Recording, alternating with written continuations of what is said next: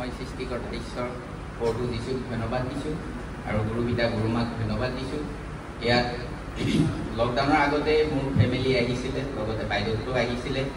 তাৰপিছত মাজত বহুত অসুবিধা হোৱাৰ বাবদ আমাৰ আহিব নোৱাৰিলে বা নাহিলেও আমি বেলেগ এটা মণ্ডলীৰ লগত যোগাযোগ কৰিছিলোঁ, সেইটো মণ্ডলী যেনিবা পাখানাপুৰত নহয়, গীৰ্জাঘৰ আছিলে।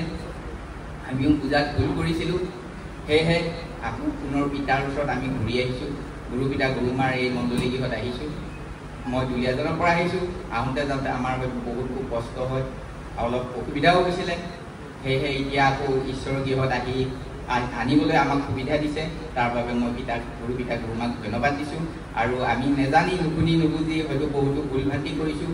বেয়া কাম, বেয়া কোট, বেয়া সংৰাগ, বেয়া বেবিচাৰ, নানা ধৰণৰ কাৰোবাক গালি শপনি কাম কাজৰ বিনিময়ত হয়তো কাৰোবাক দিছোঁ। তাৰ বাবে মই গুৰু পিতা গুৰু মাৰ ওচৰত ক্ষমা প্ৰাৰ্থনা জনাইছোঁ। সেয়ে পিতাৰ ওচৰত মই এই স্বাক্ষৰ আজিৰ কাৰণে আগবঢ়াইছোঁ।